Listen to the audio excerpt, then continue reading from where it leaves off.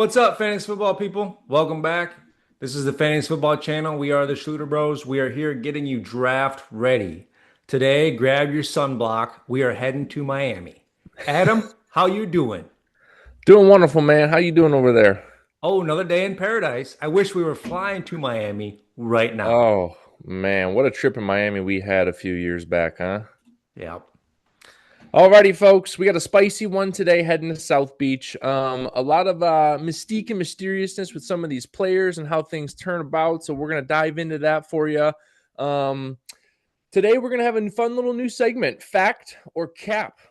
After that, we're going to update some rumor mill news. We're going to provide some team overview of the Fins. Most importantly, break down all their fantasy relevant players, go over coaching changes, O-line breakdown, acquisitions, and draftees. Folks, grab a Cuban highball, a Miami Vice, a mojito, or whatever your favorite South Beach drink is, and Ooh. let's get it going. For But those of first, you, for those of you older people don't know what fact cap is, apparently cap is false. Cap is like BS. I intentionally picked that because I knew Kyle wouldn't know what that means. That's what And the that's kids just people say. my age. Yep, exactly. So cap is just BS. Okay, that's all it is. It's what the kids are saying these days. So we wanted to have a little fun with that. We're each going to pick 3 events or stat lines from last year, and the other has to determine if they are factual or if they are indeed cap. And we have not seen these, so this is going to be a little spicy. Okay, who's going first? I'm going to go first. Okay, Are you ready? ready. Jared Goff had the second highest completion percentage amongst all quarterbacks last year. Is that factor cap? I'll say fact. Ding, ding. 1 for 1, young man. In this order, are these the 3 running back rushing yard leaders of last year? Saquon Barkley, Derrick Henry, and Jahmyr Gibbs. I think the first two are correct. I'm not sure about Gibbs. But I'll say fact. You were correct in your initial assessment. The It's the first 2 first are two. correct. Yeah. Who's the Yep. third? The third was, Jonathan Taylor. Ah, that makes more sense. I knew the first two. Yeah. All right, you Yep. got another one? Oh, sorry. Bijan Robinson, then Jonathan Oh, Taylor. Bijan. That Yep. makes more Yep. Yep. sense. Yep. Yeah, Sorry. yeah. Sorry. Bijan, then Jonathan. Number 3. And finally, Justin Jefferson and Garrett Wilson had the exact same amount of targets last year. Factor crap. Ooh, that's just so fun. I want to say it's true. So I'm going to say fact. You nailed it. They both had 154 targets. I was very surprised by that, actually. That's pretty Because I cool. thought I thought Devontae came in and souped up some of those targets, but Garrett Wilson still got his share I over mean, there. Jordan Addison had a crap load in Minnesota also. True. So, Very okay. true. You ready for yours? Absolutely. Let's run through it. All right. Fact or cap? 4 rookies had over 1,000 receiving yards last year. I'm gonna say cap. No, it is true. Oh. Who are Uh, they?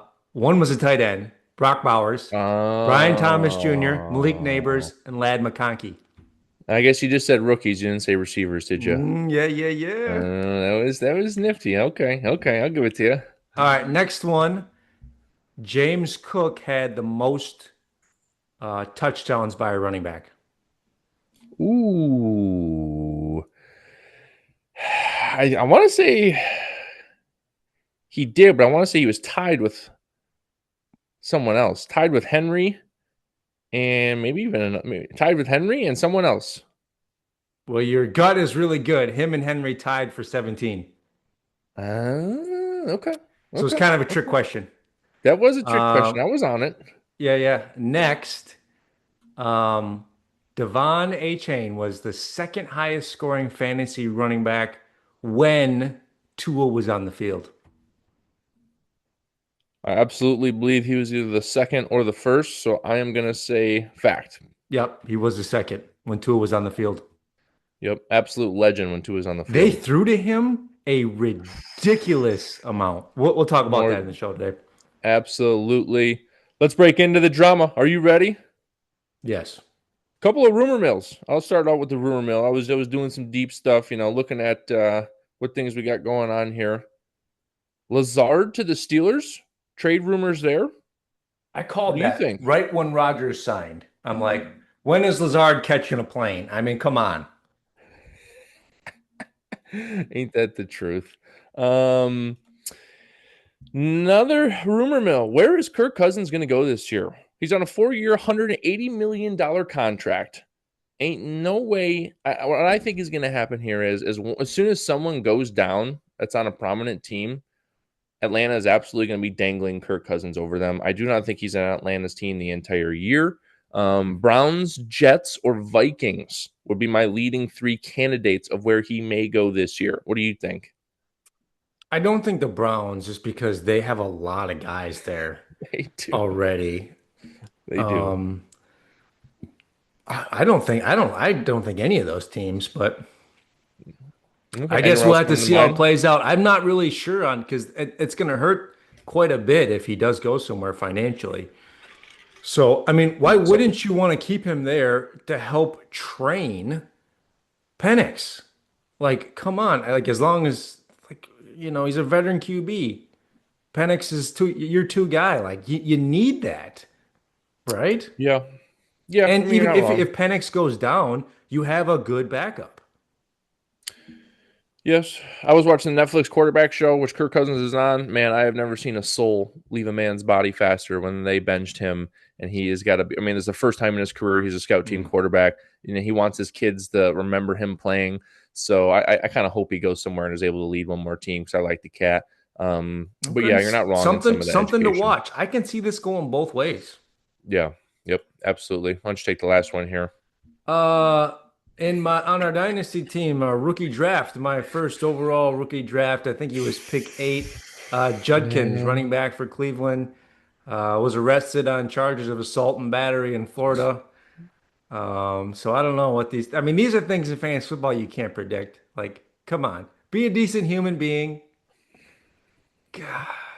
It just pains your soul when you see young kids like this potentially really hurting their career, hurting their entire life. I mean, I'm pretty sure it was a domestic case too.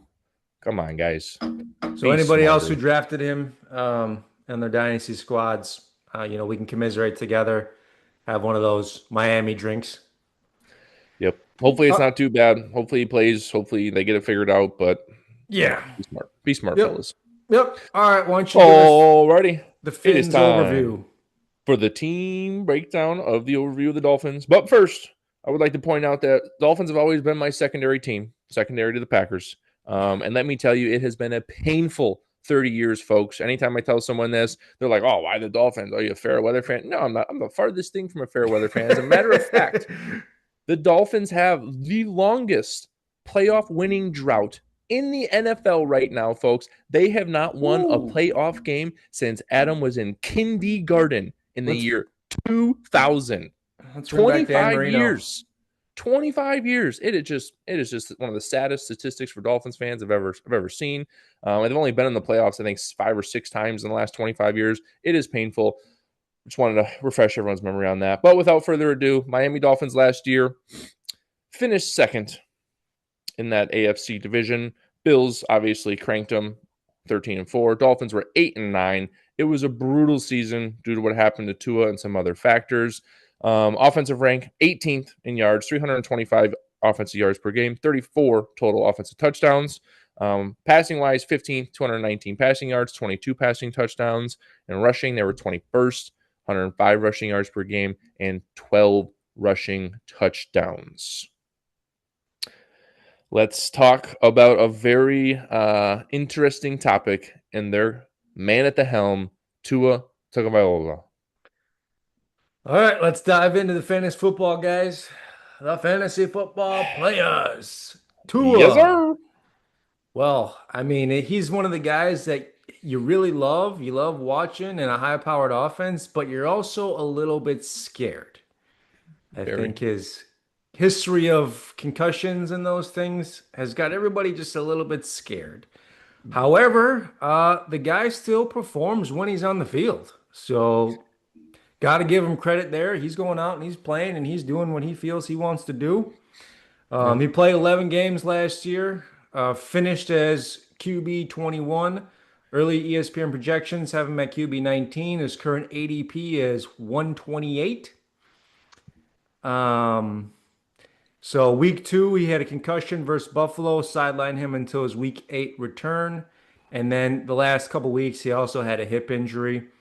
Yep. And You that was the noted same it. hip he injured in college, just so everyone knows. It was the same hip that he had a very big surgery on after college, just to put that out there.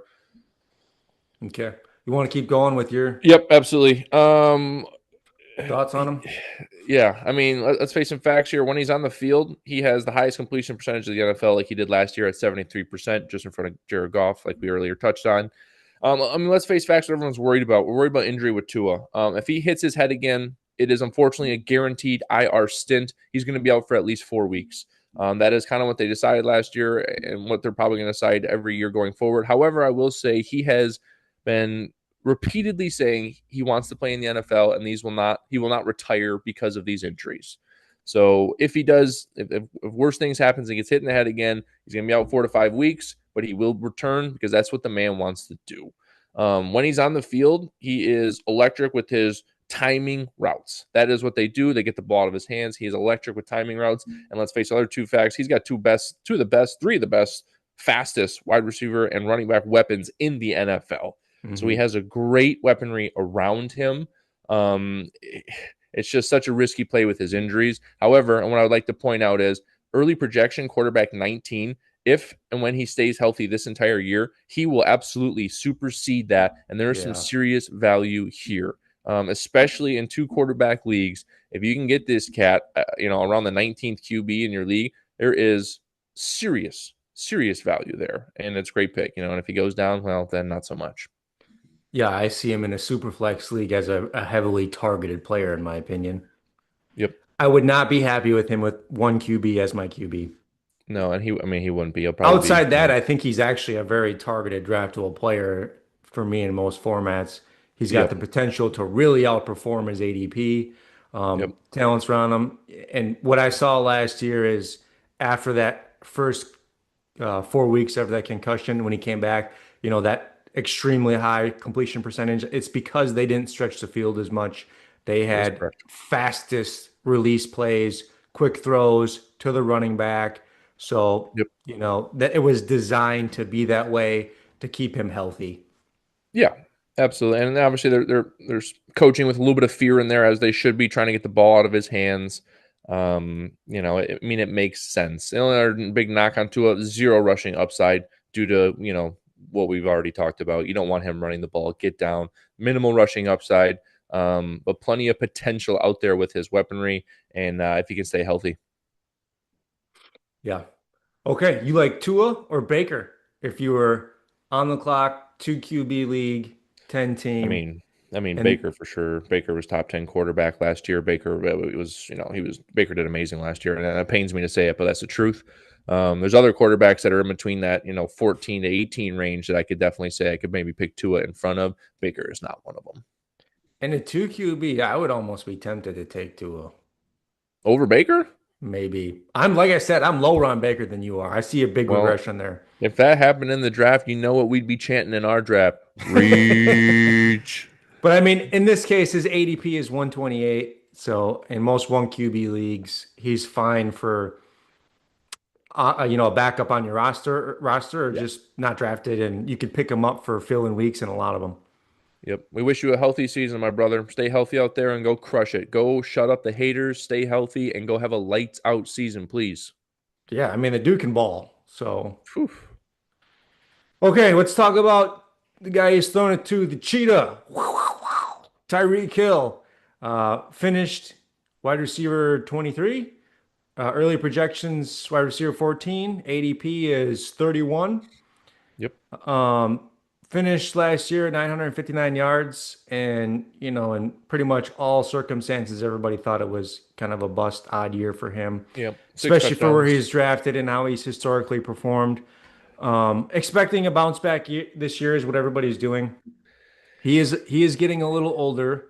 I don't know if he's lost a step or not. He's one of the fastest guys ever on the field, in my opinion. For real. I think most of it is the the design of the offense after Tua got hurt to keep Tua healthy. They don't have a strong offensive line. So all of Tyreek's strengths, the deep ball, letting him get open, it's really hard to do in an offense that needs to get the ball out quick. So Yep. that's where I saw most of the regression, let alone, Tua just being gone for 4 weeks. Because I think Yep. when he was in, Tyreek still had decent weeks. He did. It wasn't as great. There was a little bit of a clip that he fell off with, but as you mentioned, it's due to the change in the scheme of what they did. I mean, let's face some other facts. With Tua more than any quarterback in the NFL, the other players on this team is predicated off of Tua's health more than any other quarterback in the league. We saw Yes, the Dolphins 100%. without Tua out there. It was It's ugly. disgusting. It was some of Hmm. the worst football I've ever watched in my life. It was not good. But for anyone hating on Tyreek, because I know there's a lot of Tyreek haters out there saying, "Oh, he's falling off." He had a wrist injury throughout the That's back end true of the too. year, Hmm. and I believe it was either a sprained ligament or a chipped bone in his wrist. Don't quote me on it, but if you're playing out there with something of that nature, that is absolutely going to affect your ability. And for anyone who says he's slowed down, he's getting old, Tyreek Hill last year on one of his plays had the third fastest play in the NFL where he still ran over 22 miles an hour. So for anyone hating on him, I'd like for them to go up one of those cop speedometer things and run as fast as he can. And I bet you're 5 to 10 mile per hour less than him. The dude's still lightning fast and he's going to be healthy. Okay. So the reason I'm bringing all that up is as long as Tua stays healthy, this guy is extreme value in your leagues. Projection at 14th wide receiver. He could easily finish as a top 5 wide receiver. I'd go as far to say he could finish as a top 1 or 2 if the Miami Dolphins have a healthy season. That is a Okay. serious gap, and that is serious value there. And yes. Okay, so let me give you a question here.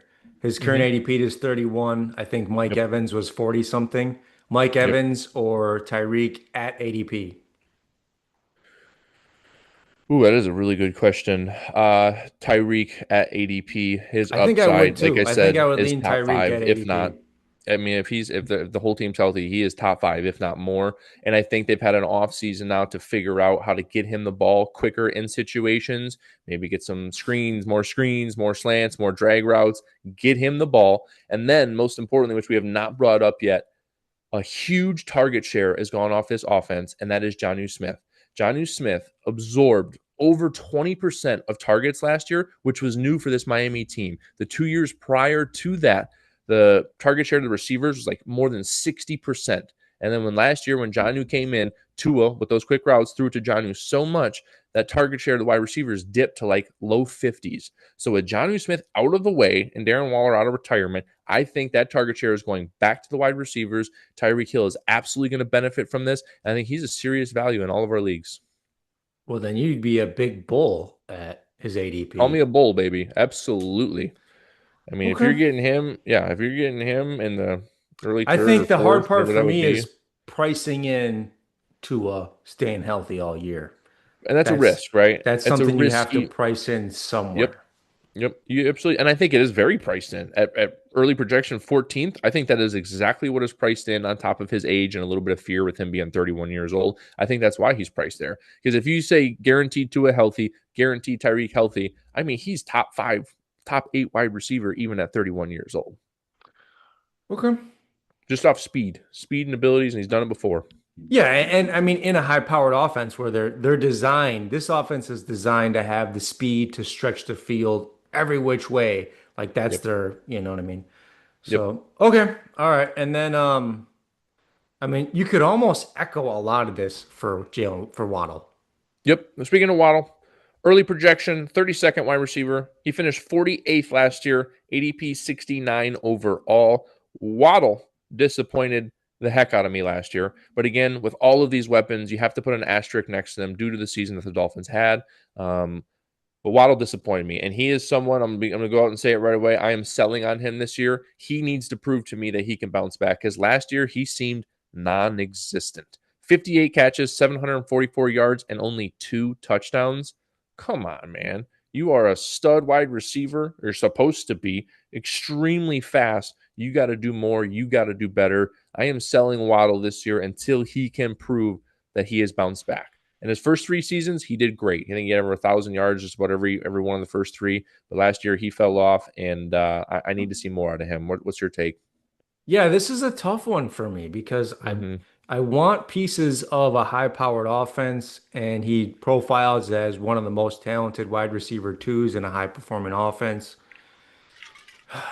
But last year was bad, and you have to also put in the risk of Tua, and I just don't know what to make of him.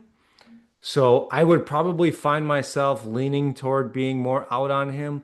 However, his current ADP is 69th overall. If he's if I can have him on my bench somewhere, I would be fine with that. And then if he Okay. proves it and I can use him for fill-ins or flexes as needed and he starts to perform more, like I'm fine with that. And At if he ADP doesn't 69, though, are you going for a bench spot? Because I'm not. I'm not drafting like, I'm happy this guy's on my bench at ADP 69. You still want a starter, a tight end. You still want someone that's going to be rostered that you're confident in rostering every week. And right now, I don't know if he is. potentially, yeah, potentially. All right. I've done him pretty I would dirty. say that would be class. That would be more of like if he probably fell a little behind his ADP, but it Sure. also depends on your roster build and your league format. Yep. Yep. I've done him pretty dirty. But on the flip side, if he does, go back to his first or second year ability, he's going I to be a mean, serious value for a lot of people. But I just his don't have that confidence in him to do that yet. his career stats are this last year was his only year under 1,000 yards receiving. It is true, and we So can blame you the have to put a little bit of, probability and faith in a bounce back, in my opinion, for him to get yeah, back up there at his age and with his skill level in this offense. for sure. Yep, for sure. Okay, wide Anything else receiver on the three, Penguin? We're done on the Penguin. Moving on. Yep. get him, get Nick after him. Westbrook-Ikhine. Early projection, 75th overall. Last year, 32 catches, just under 500 yards, and a whopping 9 touchdowns. This guy was a This is with touchdown the machine. This is with the Titans, by the way. This is Oh, with the okay. Titans. He was not a Dolphins last year. They acquired him.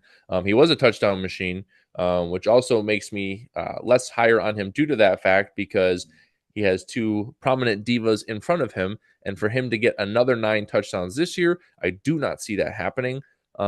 This is going to be another sell for me. I'm not too high on him. Can he make some plays? Is he a good wide receiver? Yes. Love the touchdowns he put up last year, but with only 32 catches and 9 touchdowns, every third catch he had a touchdown last year. Is that going to happen again? I highly doubt That's awesome. it. Hopefully his agent did him some justice on that. I'm sure he got a little something for it. Okay. And then you have Malik Washington as the fourth. Yep. Early projection 99th. Not much I'm going to say about him again. I'm kind of Tyreek on this offense or not. Okay. I like the receivers for, I would call it a bounce back, assuming two is healthy. I like Sure. that. Pending the price. That's what I would say. It's Yeah. historically been a good offense. You want to own pieces of good offenses, etc. Yep. Yep. Let's talk about Darren Waller. Darren Waller. What a mysterious case this is. Comes out of retirement from last year, was previously on the Giants where he didn't do much.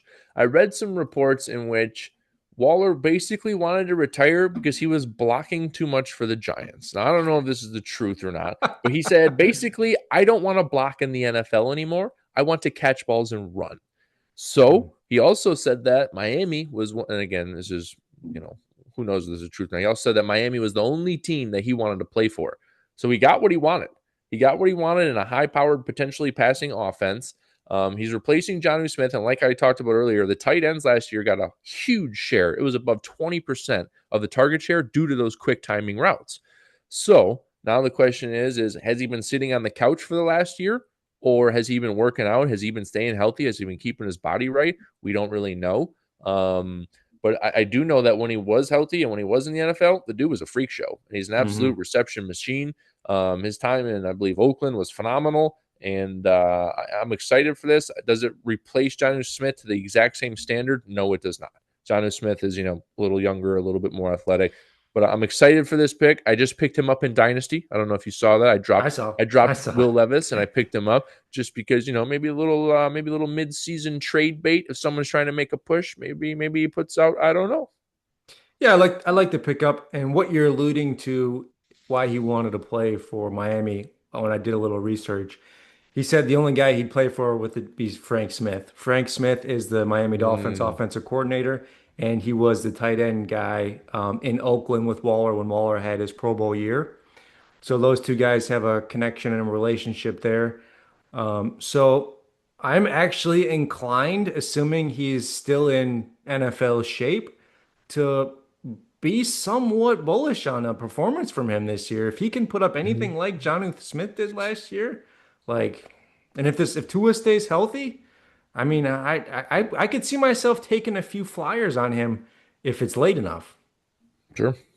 Absolutely. No, and then, yeah, no, absolutely. The only counter argument, I couldn't find a lot of data on tight ends that came out of retirement and did really, really well and had fantasy relevant seasons. But again, it's not a very common situation. But a streamer, a little late round flyer, or free agency pickup, depending on how it Mm. falls, there's some Yeah, potential. ESPN currently has him projected for 86 targets, 57 grabs, 667 yards, and three touchdowns. I mean, I could honestly see most of Jonnu Smith's touchdowns last year falling to him. Even if like he isn't as, NFL shape as he once was, he could still be a big red zone threat in this offense. We Yep. talked about Tyreek and Waddle being stretch the field guys, but they're not big body guys. This Yep. is the big bodied red zone target, in my opinion. Absolutely. And that's why I think the three touchdown projection is low. I could easily see that being 6 or 8, if I not agree. higher, I agree. So I which think is, he's an interesting guy to watch as we get closer to drafts yep. and see what the price for him is. Okay, you ready to move on to the stud, I would say, for this team, um, and their number one RB? Take it away. Absolutely. Devon Achane. I am uber high on this cat. Last year, finished RB ninth. Okay. Early projection this year, RB eighth, ADP 18 overall. This cat is undervalued as hell, even as being a top 10 RB already. Okay. Let me read you the statistics from last year on 203 carries, 907 yards, six rushing touchdowns. Brace yourselves, folks. Brace yourselves. 78 catches. The running back. His running back had more catches than most of the receivers last year. On top of that, 592 receiving yards and six receiving touchdowns. In a PPR league, folks, he is my RB2 behind Bijan because of how many catches he does. This guy is undervalued in PPR or standard. And the reason for that is the shade, the dark cloud of the Tua injuries and how bad this offense is without Tua is also shades Achane. Okay. So there's a bit of risk there with that.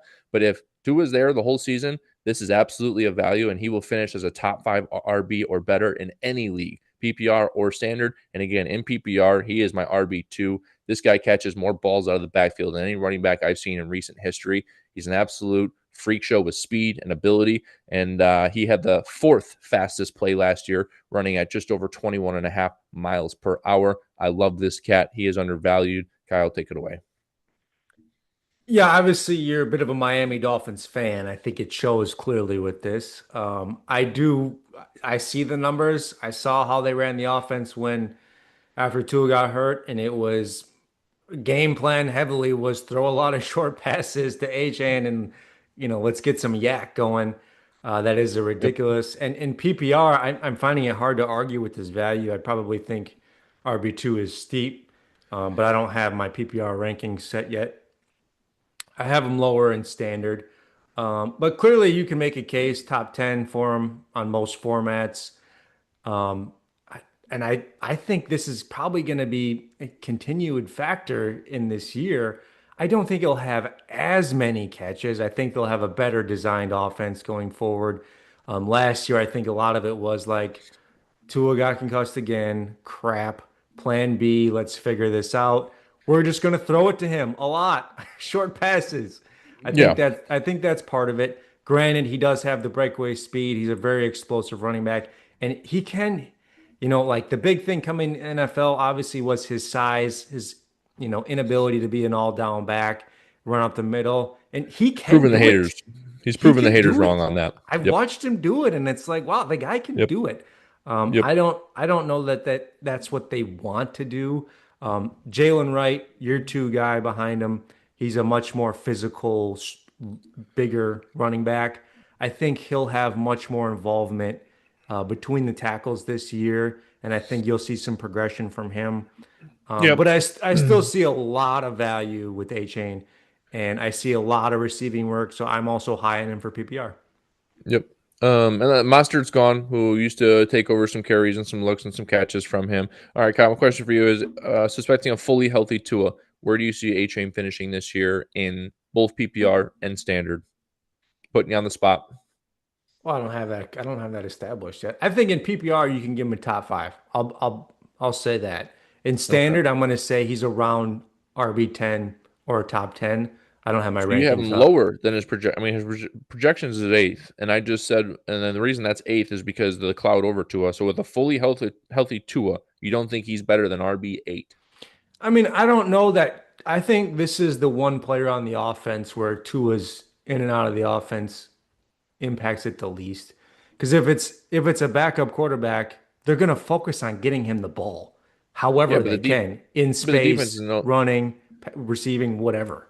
I know Well, the like you, defenses can yeah. key on him a little more, but I still think they'll have to respect Tyreek and Waddle. So I think he is the one guy in this team, regardless of Tua, who has the most value. Well, I think you're forgetting about how we started this episode in which you asked me what was A Chain's finish with Tua fully healthy and on the field, Yeah, and it it was was two. RB2. It was It was two. RB2.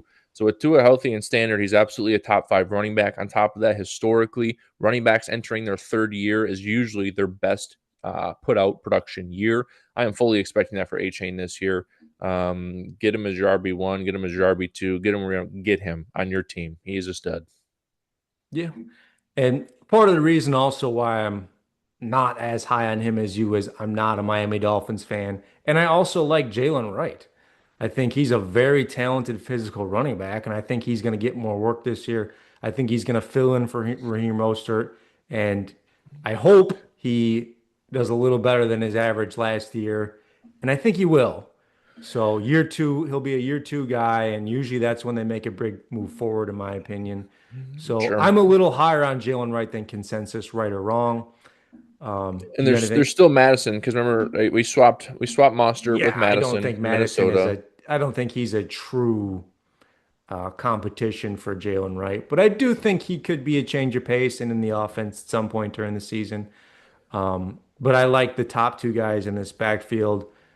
Um, Sounds like you're a little higher on Wright and I'm a little higher on A Chain. That's yeah, fine by me. yep, I Yep, think that's how we have it. Although I'm not gonna fault you for wanting Achane as RB2 in PPR. I think that is his certainly a possibility.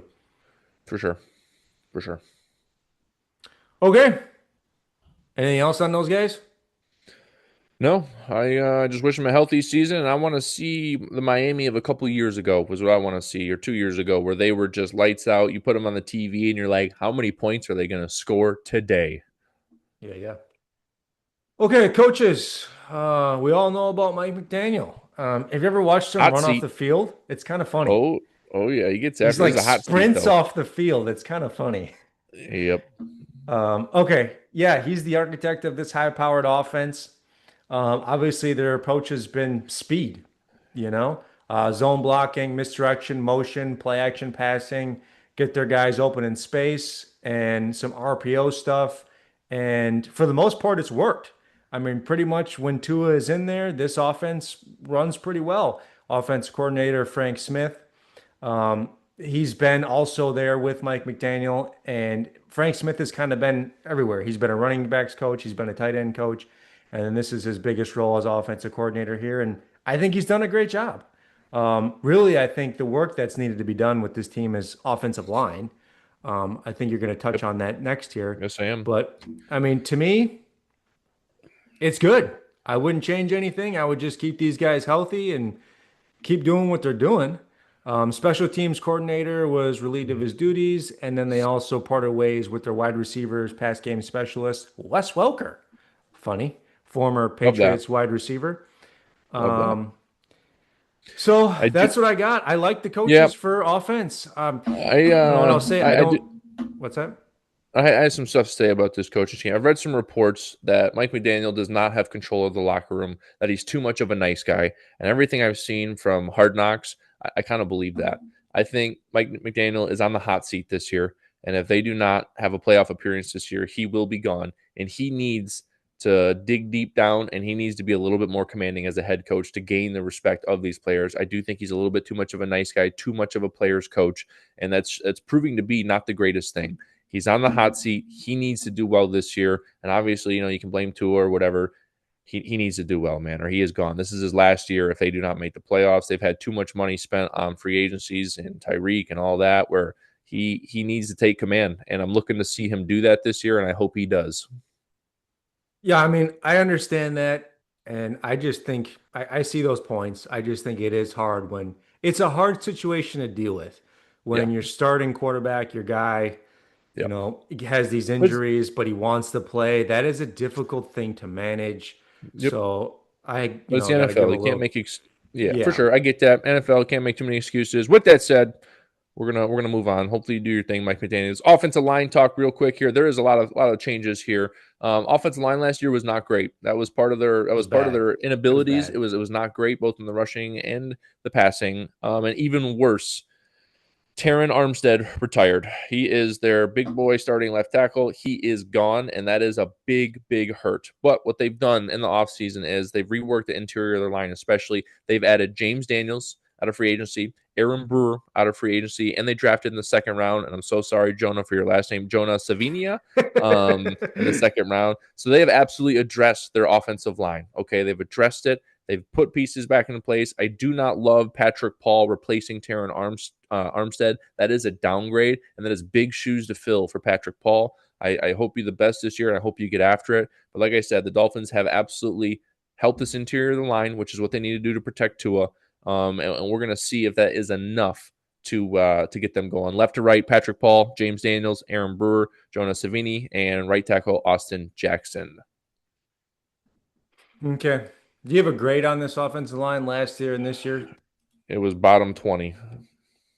And are you projecting a similar thing this year? This year, I will give them a hope and a prayer of in between 15 to 10, and that's because how they reworked it, and that is a hope that is not so much a fact.